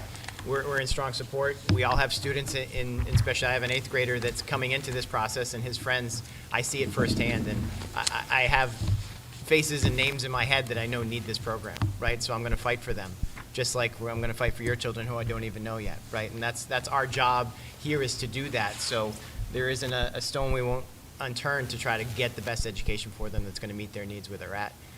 Obviously, options, some have small consequences, others have large consequences. So we're going to do the best we can through that process, but know that this dialogue will continue. We'll have more of these. I know we've talked about having a focus group, so be on the outlook for that as that comes out. And then I know our next meeting is next week for the holidays coming up, and then we'll take a little break until January, but that will be on our focus as we move forward throughout this time. I just want to say I really appreciate everybody's input tonight. I mean, it really does help us to know where, you know, what people are thinking, and even if it's negative, it's really valuable, and I'm glad you spoke up, and thank you so much. I really appreciate it. Focus group was a great idea, too. It was good. My addition would be, if you have some friends, husbands, wives, uncles, grandparents, the more phone calls that our public officials get, ourselves included, it gets your attention, okay? All we can ask is for your help. And then if it does get to town meeting, you need the support. You know, you've got to be able to get through town meeting, and if you guys have ever attended those can be very interesting. The tide changes night by night, so, thank you. But thank you all. Our next agenda item is school committee, or school field trips. So in your packet, you have a number of field trips that you have already conceptually approved, but there's additional details in them as far as the cost, the number of students. So the DECA trip to Quincy in December, the next level of DECA, which is their trip to Boston in March that students at the December meeting qualify for, and then the final one, the handful of students that qualify in Boston to go to Orlando in April. Those are all in your packet, as well as you had conceptually approved the trip to Spain in February and the trip to England in April, so there's just some additional information in those field trip request forms. Do we have any representation on this to share? Are we good with? Yeah, no, the DECA ones are annual. Right. We've, in the past, there's been years where we haven't sent anyone to the last step, but in years past, we've sent one or two students, but. And the travel company's not the same as the. So it's not a travel company, Same right? thing. The travel company for DECA isn't a travel company, it's DECA. Right, because students get themselves there. Correct, and then the trips to Spain and to England are reputable international travel companies that we've worked with in the past, so. Awesome. Take them at once. Yep, so let's do them all together. Do I have a motion for consideration of approval for the DECA trip to Quincy, the DECA trip to Boston, the DECA trip to Orlando, Florida, the trip to Spain, and the trip to England? So moved. We have a motion and a second. Any further discussion? Seeing none, all those in favor? Aye. Any opposed? Seeing none, the ayes have it. I believe Aaron is sliding over to give us a budget update. Or school budgeting 101.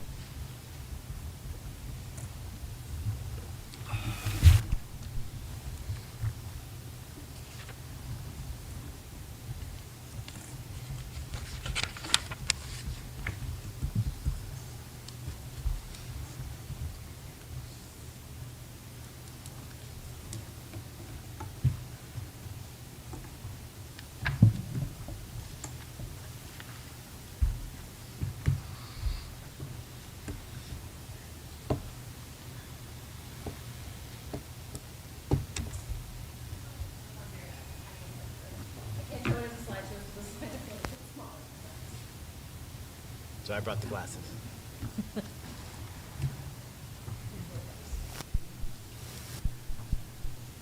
So there are 29 or 30 slides here. My intent is not to go slide by slide for you all, you can read. Thank you. And this is really supposed to be a resource document, so it has been several years since there's been a lesser institutional knowledge of budgeting and the budget process.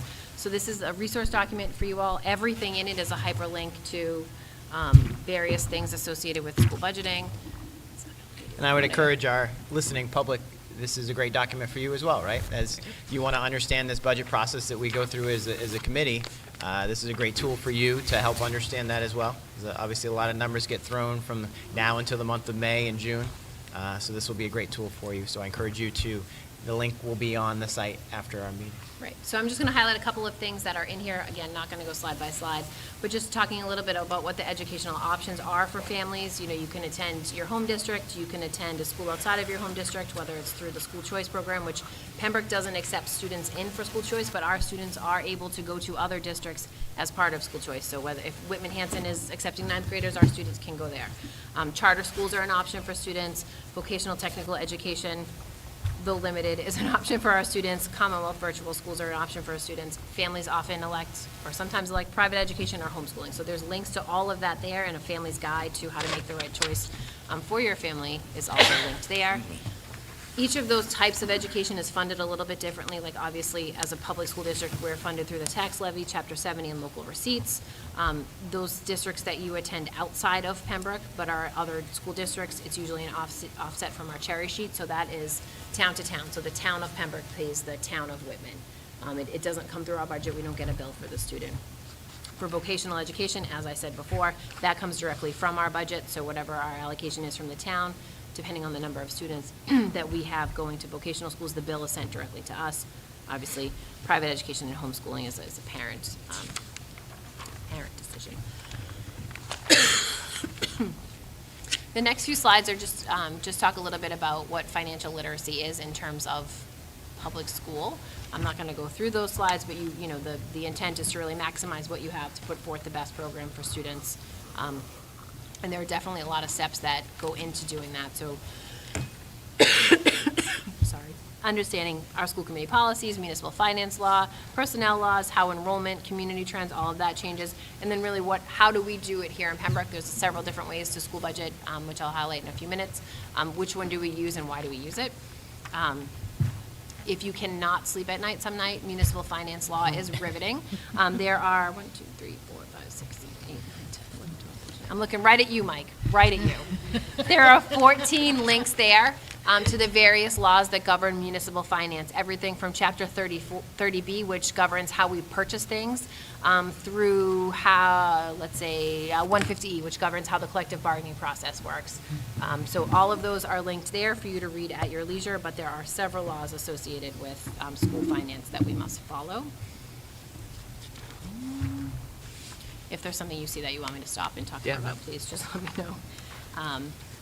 There's a ton of different players in the financial piece to it. So there's obviously us that sit here, myself here in Pembroke. I am fortunate enough to be the superintendent and the school business administrator. That is just an amazing opportunity. Thank you for that. There's a town accountant, there's a town advisory committee, there's a town manager. We engage with the Department of Revenue, the Department of Elementary and Secondary Education, for our preschool students and our kindergarten students, the Department of Early Education and Care, for our school nurses, the Department of Public Health, the Attorney General, the Inspector General, as well as independent auditors. So there's lots of eyes on school budgeting. There's lots of stakeholders and players as we talk through all of the different pieces associated with it. We've talked a lot about different kinds of funding sources. Maureen earlier was talking about some of the state grant money. So obviously districts are able to get funds through Chapter 70, which is the largest funding source we have. There's grants out there. There are grants at the federal, state, and local level that we apply for. We have revolving funds. So revolving funds are any fees that are taken, or any dollars that are taken in from fee-based programs. So preschool is a fee-based program, transportation, athletics, building use, anything we take in is considered a revolving account. That means there's no fiscal year on those dollars. You can carry them year to year, but they need to be spent for a specific purpose. So if funds come into the athletic revolving account, we need to spend them for athletic reasons. We can't be using it for, performing arts. Circuit breaker is another large funding source for us when we start to talk about special education. So circuit breaker is a reimbursement system from the state in regards to special ed tuition and services for our students. So they set a threshold each year.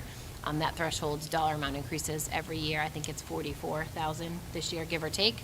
And they reimburse any expense that any qualifying expense that a district has in association with a student's special education placement and cost above that threshold at a rate set annually. So this year's reimbursement rate for circuit breaker is 75%. It has been as low as 34%, but when it was originally proposed, it was proposed as 100% reimbursement. So it fluctuates depending upon how much money is set aside in the budget for the state year over year.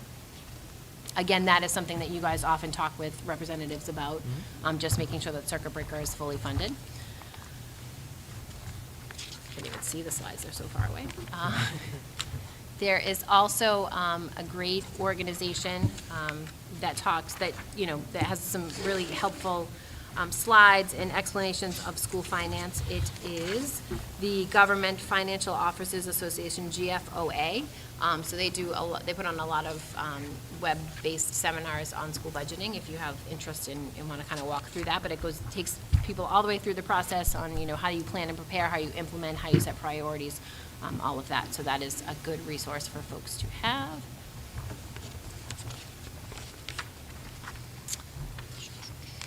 Again, everything that's blue is a link, so there's just different reporting structures that we need to follow. So there's a uniform Massachusetts accounting system that governs the way that we expend our money. The DESE Chart of Accounts governs the way our account strings work. So you all will generally get an all funds budget from me that has like a 30-character account string. So each of those subsections mean something. So like 1110 means curriculum supervisor. And so each of them ties back to a state report so that at the Department of Elementary and Secondary Education, they can compare what we're spending in one category versus another by using that account string. So. Gotcha.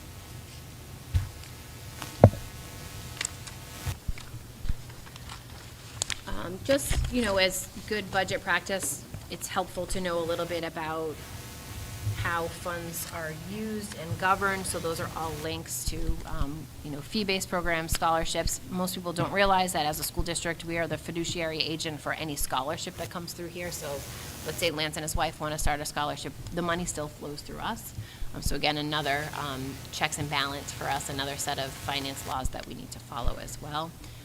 There's a great resource out there called the Division of Local Services. These are all links here that talk about good accounting policies and procedures, guidelines. There's legal opinions, there's references. If you're ever, up at night wondering, why do they do it like that? This is a good place to look. And if you are not bored to tears yet, the next slide has all of the manuals and special accounting reference documents. Woo! So Maureen's smiling over there. She's she excited. loves it. So these include everything from a town treasurer's manual that you'll see there all the way down to just a glossary of municipal finance terms. A good place to look if you have questions about what something means or how we do something. There's a manual here about capital planning. Again, something that we don't do a ton of at this committee, but I think as the vision in the town starts to shift, that'll come back to us a little bit. People are looking more than 1 or 2 years out and more like 3 or 5 years out, so that'll be helpful for us as we go through that. We talk a lot about what the purview of school committee is, and I think the canned response is the purview of school committee is budget and policy. I just want you to know that budget is a policy instrument. And so by setting your budget, you are setting priorities. You are talking about personnel policies, you are supporting student-related policies, you are, affirming our engagement with grants. So, if you're, during your budget cycle, you decide to expand a program or to cut a program, you're making a policy statement through your budget. And so it's important that you understand how they overlap. There's a link there in the bottom corner that takes you through the school finance handbook. That is a resource on the Massachusetts Association of School Committees website. So it does help you think a little bit more globally about what budget implications are for programs and for students and for staff. As we go through the budget cycle, there's a couple of good questions you should be asking. What assumptions are we making when we're budgeting? I usually front load what my assumptions are when we do this, but these are kind of good checks and balances as you go through a presentation to say, hey, do I understand this? When was the last time you looked at enrollment projections? How reliable are they? Are there new budget guidelines? What are your assumptions? Are there things that you're counting on as funding that might not come in? So if I came to you and said, okay, my FY23 budget is based off 100% circuit breaker reimbursement, you should automatically say, whoa, that you should be making a more conservative estimate because it's never been reimbursed We'll say, at good 100%. luck. Right, so those type of things, and this is, just some helpful questions to kind of run through your mind as you're looking at some of the presentations that you'll see over the next couple of months. Personnel law is exciting. So I think it's a learning curve when you become a school committee member, how little you have to do with the personnel in the district. But you do have some say, right? So you're able to hire the superintendent, you're able to hire the business manager, you're able to hire the special ed administrator, you negotiate collective bargaining agreements. But other than that, you really don't have much say. And so I think sometimes folks will approach you on the street and say, I can't believe you hired that hockey coach. really has nothing to do with you all as a school committee member, but there are personnel laws that govern education, so there's links to those on these pages as well.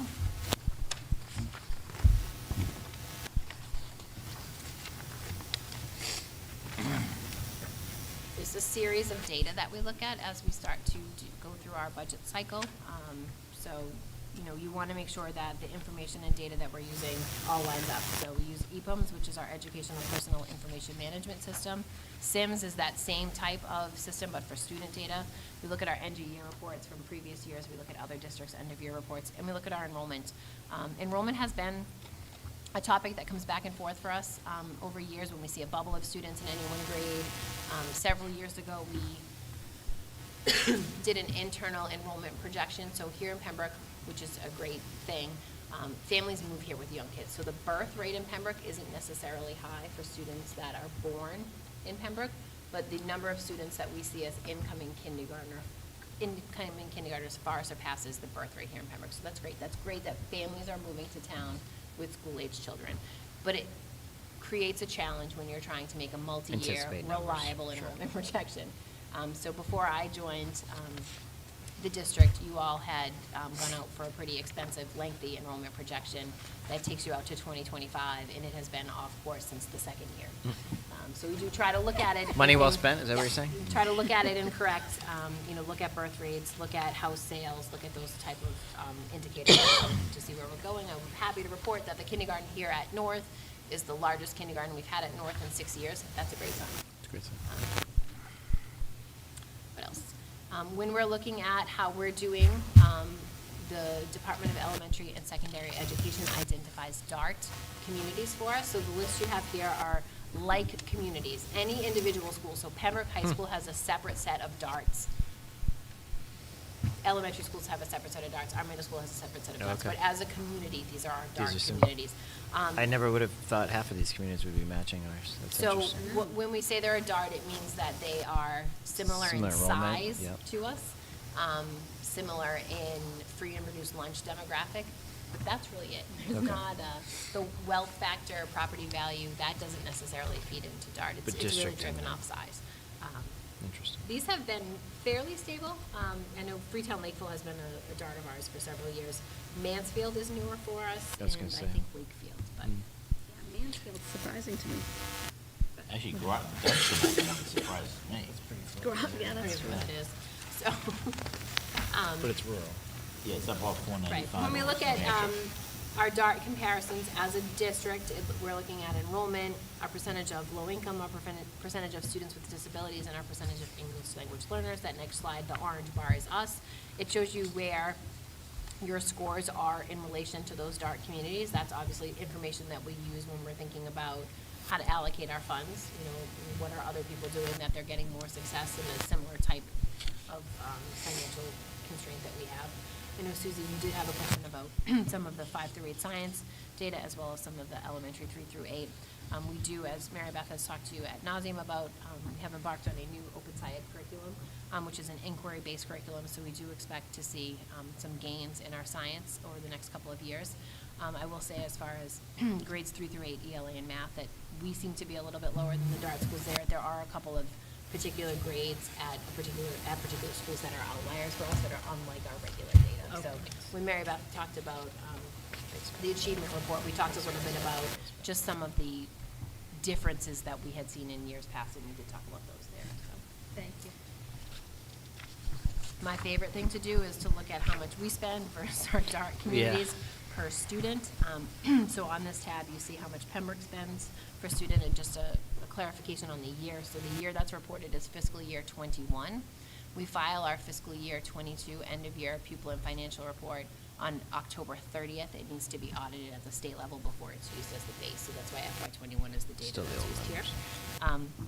As I said during the vocational presentation, Pembroke spends $15,658.30 per student. Across the board, there are the different categories that we spend the funds in. They range from administration to professional development to capital maintenance, those type of things. It's interesting to see kind of where your dollars line up versus DART schools. You'll see with the DART schools that we were given, there's only 2 that spend less per pupil than we do. It's interesting to look at where they spend their funds.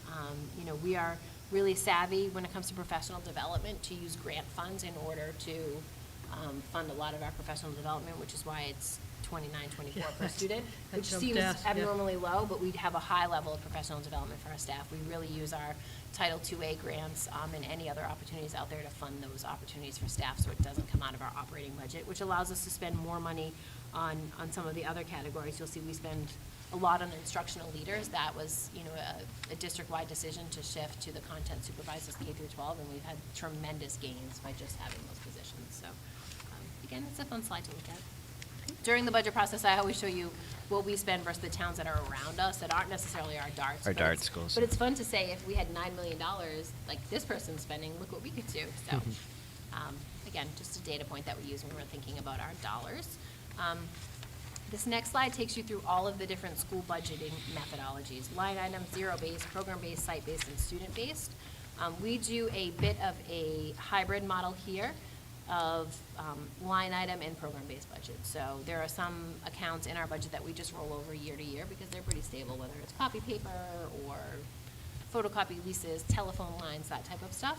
But we really, really look at a program-based budget. So we look at what are we trying to do to move the district forward in sense of programming, how do we prioritize that, where do those funds come from? The most efficient way, in my opinion, as a school business official, to budget is student-based budget, and that's really the thought process of the money's with the kid. And, how much money does it take to educate a special ed student in district versus a regular ed student, instead of lumping everybody together as one student. The most arduous way to budget is the zero-based budget, where you start every year at zero and build your budget. So we've done a sampling of all of these. For fun, I've asked administrators this year to create a budget using one of these methods and talk to me about why they were doing it, because it's interesting. Because we do historical approaches and it differently. program-based, it doesn't mean it's the only way to do it. I'm interested if people want to explore something else. And the fun that you've all come for, the timeline. So I would, not knowing what you all are going to select for January meeting dates, I'm anticipating that you might not want to meet on January 3rd, but I don't know. Probably I would get a consensus, I'm guessing I'd lean not. away from that, Yeah. Probably, so I would say the 10th perhaps, yeah. So I didn't know if you just wanted to do January 17th and then. Or the 17th and then slide our way in. Slide our way in. And so I picked January 17th for the maintenance of effort budget presentation. So that's really me presenting to you, if we were going to continue to do everything we're doing now, what that would look like for next year. And then traditionally, that has been followed by a series of individual budget presentations: teaching and learning, student services, elementary and secondary budgets, athletics, facilities, technology, visual arts. All of that feeds into our admin recommended budget that we generally bring to you the beginning of April, where we talk about what we as an administrative team have prioritized, get your feedback on that, see if there's something that you were hoping to see that you didn't see, go back to the drawing board. That generally feeds its way into my favorite conversation, the fee discussion, where we start to talk about, here's all the great things we want to do, how do we pay for it? Fees doesn't generally garner us a lot of money, but it does offset some of the costs, so we have that conversation towards the end of April. That meeting is just a little bit later because of school vacation week. We don't generally meet then. We really balance the budget. What are we going to cut to get what we want? Or by that point, we know what the number from the town is. We go through that, which feeds into our public budget hearing that, if it's a speedy budget cycle, you could be having the public budget hearing in April ahead of town meeting, but town meeting is slated for May 9th. So we need to be balanced by then. If we had to pick a date for when we want our reps and senators, are the 2 dates in February, is one preferred, or? Oh, well, I'm going to be here both of them. too. Depends on the topic base, right? So- Right, there's only one presentation per each of those, so you could easily do an update from the legislators and do the presentation there, so whichever one works. See what works in their budget, in their schedule. And if by chance they can't do the same, I've got to get 3 people in 2 dates, I've got a funny feeling getting them all on the same So, a date. couple years won't ago, be it so- actually didn't work. You guys weren't able to get them. They couldn't get them, yeah. Right. And then, yeah, it just didn't work. All right, let me see what I can do. Do the best you can. Thank you. So the Six- next 6 meeting will o'clock be at North, right? the 17th. Consistent. At your next Yes, meeting. for the next week. Yeah. So again, this is meant to be a resource document. Everything in there is a link for you to just dive as deep or as not deep as you want into school finance. 5 years ago, we did a budget workshop because it was the first time we had had any new members on the committee in a while. So we we spent a Saturday at the high school and went line by line, item by item for the budget. I don't know that you all need that right now, but if you feel differently, I'm happy to try to put something together. But I do think you all have had enough experience that, you know, we can find our way through this process. And, right, I mean, Sue, if you feel like you need I'm happy to meet with you one-on-one, Sue. Yeah. one-on-one time, Yeah, we don't need to do that. Yeah. If I can ask, I'll call Erin. Which is fine. I don't mind. I'll spend as much time with you as you want. That budget workship, I think it was helpful for folks. I think Yeah, I you and did. David are both there, yeah. Yep, I went to it. But great. Well, maybe we may wait until we have a new school committee member before, Well, Yeah, if maybe Aaron, we'll if want Aaron's timeline stays on, right? right. It'll be right in that Right in early that- right. February meetings, right? And then it can just be like two of us going for a little extra help. extra help. You have to come- you have to Extracurricular come is, separately. extracurricular is always helpful, Tighten yes. time. Tighten time, yes. Sounds good. Thank you, Aaron. Yep. And thank you, team. With that, I know our meeting, we have a meeting next week, and then we are off for the holidays. We're So gonna. next week will be Technology. the tech plan, Yep. the first read of the program of studies, and we'll be joined by a representative from, two representatives remotely from Bob Rogers Travel to talk a little bit about some of the concerns associated with the Papa music trip to Disney. Gwen will also be here as the director of that program because there's some questions, I think, about some of the fundraising pieces, so they'll be able to answer the questions. Can we request some information from them before the meeting to look at? Like what? Well, the fact that, just again, having skin in the game, I've made 2 payments. They didn't book hotel rooms, they didn't book flights, from what I'm understanding. What do they do with my money? You know, kind of thing. I So didn't- as a school committee member, that wouldn't necessarily be the level of question that we would be asking them, but I can ask for some sort of timeline for how, a trip timeline as far Right. as reservations, what that looks like. I'll see what I can get from them. Okay, I'm just figuring Yep. just a little more information. Yep. As I'll see opposed what to I- I'll hearing see what them I can say- get. Thank you, Aaron. Well, even the total budget for the trip, you know, what is it, and, you know, how is it How's the money being exponentially spent? jumped $500? Yep. You know, per kid, so, See what they'll give me. cool, all you can ask for. All right, sounds good. So with the next meeting being set for next week, I will accept a motion to adjourn this meeting. So moved. We have a motion. Second. Motion and second. Seeing no further discussion, all those in favor? Aye. And no opposed. Have a good night, everyone. Thank you for you. coming. Thank you.